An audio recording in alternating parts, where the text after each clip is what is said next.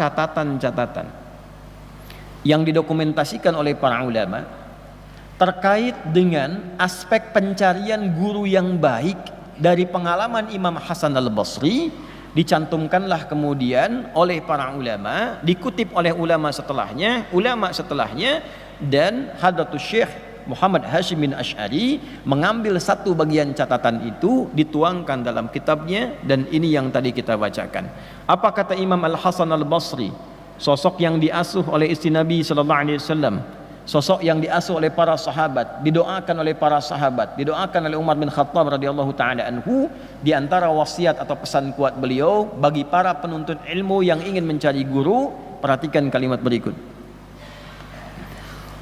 Qala, beliau menyampaikan, uqubatul ilmi, sungguh hukuman bagi ilmu itu, mautul qalbi, ialah wafatnya hati, matinya hati. Nah, jadi ada nastapa ilmu, ilmu yang nastapa, ilmu yang terhukum, ya, punya ilmu tapi terhukum. Awas tuh. Jadi ada ustad-ustad, ada kiai dalam tanda petik ya, ada habib dalam tanda petik, para pengajar-pengajar, nih guru-guru di sekolah juga masuk nih. Awas, hati-hati ya. Pokoknya yang dititipi ilmu buat ngajar. Ada yang hatinya mati, yang ilmunya terhukum. Dia punya ilmu, ngajar, tapi hatinya mati, ilmunya terhukum. Nah, ini kurang layak untuk diambil ilmunya. Kurang layak untuk diambil ilmunya. Apa yang dimaksud dengan matinya qalbu itu sehingga ilmunya terhukum? Faqila lahu ma mautul qalbi, maka dikatakan pada beliau, ditanyakan, apa yang dimaksud dengan matinya hati dari seorang pengajar ilmu itu? Qala, beliau menjawab, talabud dunya bi'amalil akhirah. Talabud dunya, yaitu kondisi hati yang menuntut dunia, bi'amalil akhirah, dengan menampakkan amalan akhirat. Yaitu munculnya ustad-ustad, guru-guru, para kiai, dalam tanda petik ya, saya kasih petikan itu karena nama ini sejatinya tidak layak dengan apa yang disampaikan dalam keterangan ini ya. Para ustad, para guru, para habib, para kiai, misal dalam tanda petik mautul qalbi, yang hatinya mati, ilmunya terhukum, karena ternyata orientasi mengajarnya itu bukan mencari akhirat, menuntut dunia. Cuma yang ditampakkan amalan akhirat. Kayaknya ngajar Quran, tapi ternyata yang dicari tarifnya. Ustadz, ini nanti mau ada akad nikah nih, bisa nggak Ustadz ngaji? Boleh ya. Cuma asal tahu aja ya, saya kan berangkat dari situ ya, ada bensinnya. Jam sekian kan saya nggak sarapan juga lah gitu ya, 2 digit lah. Udah pakai begitu tuh. Ini mautul qalbi nih ya. Nanti ngajinya cuman kedengaran suara gelombang-gelombangnya aja tuh, echonya tinggi, naik turun. Tapi yang dicari apa? Dunianya ya. Tidak semua begitu, ini cuma ditandai aja. Kalau ada yang begitu hatinya mati, maka nanti bacaannya nggak sampai ke jiwa, apalagi ke pengantin ya. Pengantin mikirnya cepat akad aja nanti tuh. Ya, sama. Ini pengajar demikian. Jadi kalau di sekolah-sekolah Islam murid-muridnya tidak berkembang baik, coba cek gurunya, cek pengelolanya, niatnya benar nggak bikin sekolah itu. Ada nama Islamnya loh, dihisab itu, dihisab di hari kiamat. Anaknya berislam nggak tuh, anak didiknya? Jangan-jangan SPP-nya aja makin besar. Jangan-jangan guru yang datang pun datangnya mencari amplopnya saja. Ngajar di mana? Sekian, gajinya berapa? Sementara dia yakin rezeki sudah diatur oleh Allah. Ya, ini saya tidak bicara di level biasa, saya level pengajar. Bicaranya di level pengajar. Kalau sudah orientasi gurunya, ustadznya, pengajarnya hanya mencari dunia, maka ilmunya tidak akan berkah. Itu yang tidak memberikan pengaruh ke hati, ke jiwa-jiwa anak didiknya. Coba cek sekolah itu. Sholatnya bagaimana anak-anak itu? Kenal Allah enggak? Ngajinya bagaimana? Jadi kalau ada perkembangan anak tidak seperti yang diharapkan, yang dicek pertama kali bukan keadaan anaknya. Yang pertama, coba bagaimana cara guru mengajarnya. Bagaimana niatnya. Ustadz juga sama di masjid-masjid ini. Ya, coba lihat berapa keberkahan yang bisa diberikan oleh Allah kepada murid-muridnya. Salah satu yang harus penting untuk diupayakan adalah ini, mengembalikan niat kepada amal akhirah wa talabul akhirah. Nah ini. Nah, jadi kalau misalnya Anda menemukan orang-orang yang mengajar belum apa-apa bicaranya sudah dunia, itu hatinya sudah mati. Ilmunya terhukum. Bagaimana Anda bisa belajar dari sosok yang ilmunya pun terhukum? Hatinya mati. Tapi yang ditampilkan tuh performancenya seperti akhirat. Pakaiannya pakaian akhirat, bicaranya tentang akhirat. Padahal di hatinya pencarian dunia. Nah, inilah yang diingatkan tadi dari imam kita saat bacaan di Asy-Syu'ara tadi, ayat 128 sampai 145 tadi. Allah. Ya. Idz qala lahum akhuhum salihun ala tattaqun. Ya. Sampai ke kalimat yang sangat indah sekali.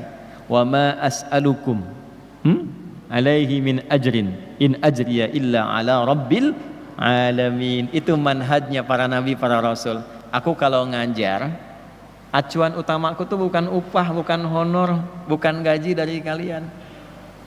Karena honorku sudah ditetapkan oleh Allah, gajiku sudah diatur oleh Allah.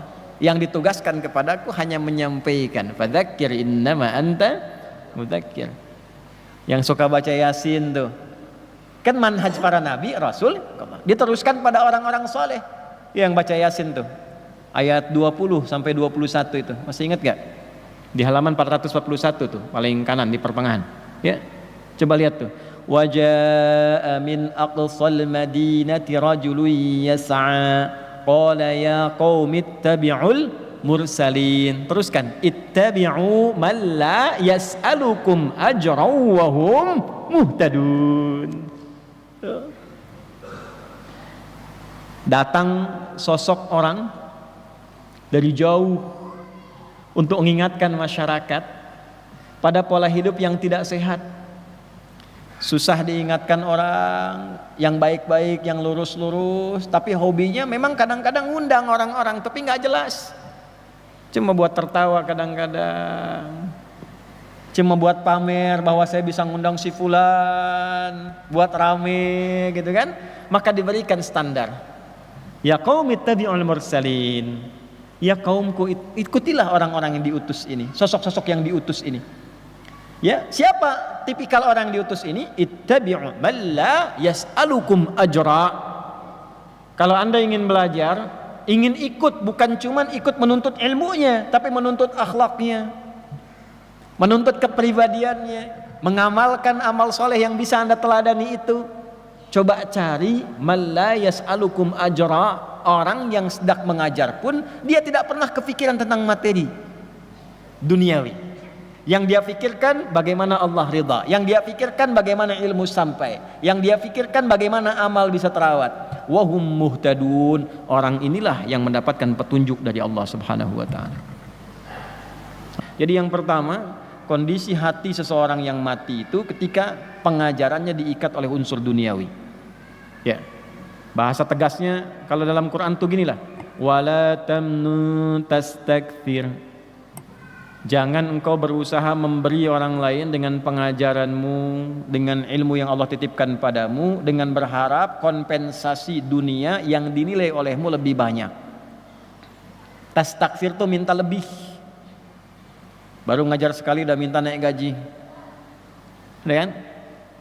Gajinya berapa? Datang, baru masuk, Pak saya ngajar kan anak-anak gampang pahamnya tuh. Kalau besok nggak naik gaji saya nggak mau saya ngajar lagi. Wala tamnun tastakthir. Itu hal yang pertama. Jadi kalau Anda ngundang orang yang dalam tanda petik disebut ustadz itu sudah minta tarif di awal, udah coret. Karena yang bersangkutan sifatnya dicoret oleh para ulama. Coret. Mautul qalbi, uqubatul ilmi. Ini ilmunya terhukum. Nanti kalaupun datang, ilmunya diikat dengan tarifnya, segitu aja. Anda bisa ketawa saat itu, tenang saat itu, habis itu muncul lagi masalah, nggak selesai jadi solusi. Gitu aja, nggak ada manfaat.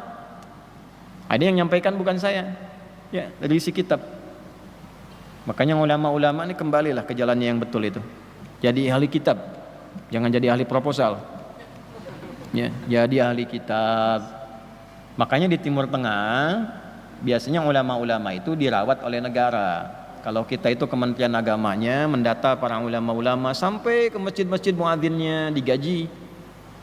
Ya, karena zakat umat Islam di Indonesia ada dana abadi umat dan sebagainya. Ya, kerjasama dengan Basnas, masukkan ke satu bagian itu untuk ulama-ulama mengajar, ustadz-ustadz supaya kesejahteraannya meningkat. Jadi begitu mengajar karena sudah sejahtera, sudah bagus, nggak mikirin lagi duniawi. Di Timur Tengah begitu. Saya waktu diangkat jadi Amin Khutbah di Tripoli, diberikan gaji, berikan honor, dan nggak pernah terpikir tuh ulama-ulama itu nggak pernah terpikir.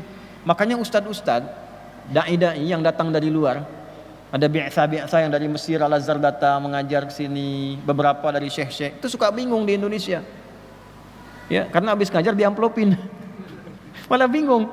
Nah kadang-kadang kebingungan itu jadi musibah, karena setan ikut di amplopnya itu. Begitu ngajar tempat lain nggak ada amplop, setan masuk. Sini nggak ada amplopnya. Nah, ini yang bahaya. Jelas? Paham? Nah, yang kedua sebagai bagian dari akhir penutup adalah thalabul jah, mencari popularitas. Nah, ini diingatkan di dalam surah yang sangat disukai dan jadi favorit Nabi sallallahu alaihi wasallam.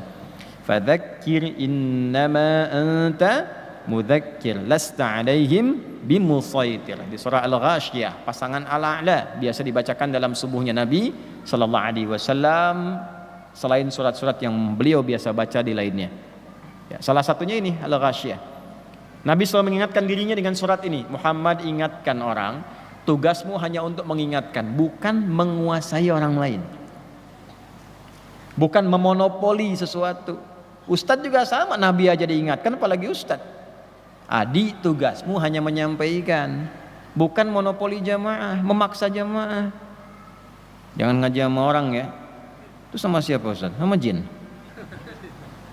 Oh enggak, ngajinya di sini aja. Enggak boleh. Silahkan lepaskan.